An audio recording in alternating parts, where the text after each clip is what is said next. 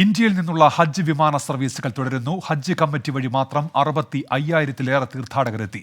സ്വകാര്യ ഗ്രൂപ്പുകളിലെ തീർത്ഥാടകരിൽ കൂടുതലും ഇപ്പോൾ മക്കയിലാണ്. പുണ്യഭൂമിയിലെ മികച്ച സേവനങ്ങളിൽ സന്തോഷം പ്രകടിപ്പിക്കുകയാണ് തീർത്ഥാടകർ.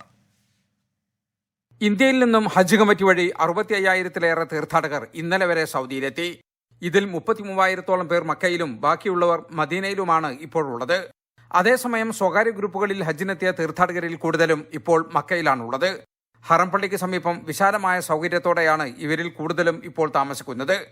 ഉംറ നിർവഹിക്കുക, പുണ്യസ്ഥലങ്ങളും ചരിത്ര സ്ഥലങ്ങളും സന്ദർശിക്കുക തുടങ്ങിയവയാണ് ഈ തീർത്ഥാടകർ ഇപ്പോൾ ചെയ്തു വരുന്നത്. ഹറമിലാണ് ഞങ്ങളിപ്പോൾ ഉള്ളത്. വളരെ സന്തോഷം. ഉംറകളാണ് ഇപ്പോൾ ഹാജിമാരായി ഞങ്ങൾ നിർവഹിച്ചു കൊണ്ടിരിക്കുന്നത്. അതേപോലെ മക്കയിലെ പ്രധാന ചരിത്ര സ്ഥലങ്ങളെല്ലാം ഹാജിമാർ സന്ദർശിച്ചു കൊണ്ടിരിക്കുന്നു.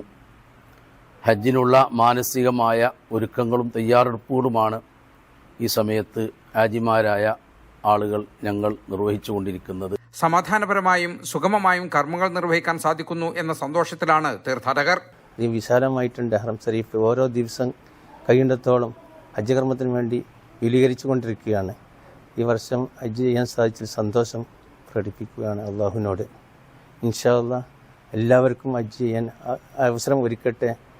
നമ്മളെ ഗവൺമെൻറ്റും സൗദി ഗവൺമെൻറ്റും അതിനുള്ള എല്ലാ അവസരങ്ങളും എല്ലാ ഹാജിമാർക്കും ഒരുക്കി കൊടുക്കട്ടെ എന്ന് ആശംസിക്കുന്നു. അൽഹംദുലില്ലാ, ഞാൻ ഇവിടെ ഹജ്ജിനായിട്ടെത്തി. നല്ല റാഹത്തായിട്ട് എത്തി. ഞാൻ ഇത് 2ാമത്തെ പ്രാവശ്യമാണ് വരുന്നത്. ഇന്നലെ പോയിട്ട് ഉംറയൊക്കെ ചെയ്ത് ഞാൻ ആദ്യം വന്നതുപോലെയല്ല, വളരെ നല്ല സൗകര്യങ്ങളുണ്ട് ഇപ്പോൾ ഇവിടെ. അതേപോലെ ഇനിയും എല്ലാ ഹാജിമാർക്കും ഇവിടെ വരാനും നല്ല റാഹത്തായിട്ട് ഹജ്ജ് ചെയ്യാനും കഴിയട്ടെ. അതേസമയം കരിപ്പൂരിൽ നിന്നും സ്ത്രീകൾക്ക് മാത്രമായി സർവീസ് നടത്തുന്ന 3 ഹജ്ജ് വിമാനങ്ങളാണ് ഇന്നും ജിദ്ദയിലെത്തിയത്. 28-ാം തീയതി വരെ 12 വിമാനങ്ങൾ കരിപ്പൂരിൽ നിന്നും വനിതാ തീർത്ഥാടകർക്ക് മാത്രമായി സർവീസ് നടത്തുന്നുണ്ട്. ജലീൽ കണമംഗലം, 24 ജിദ്ദ.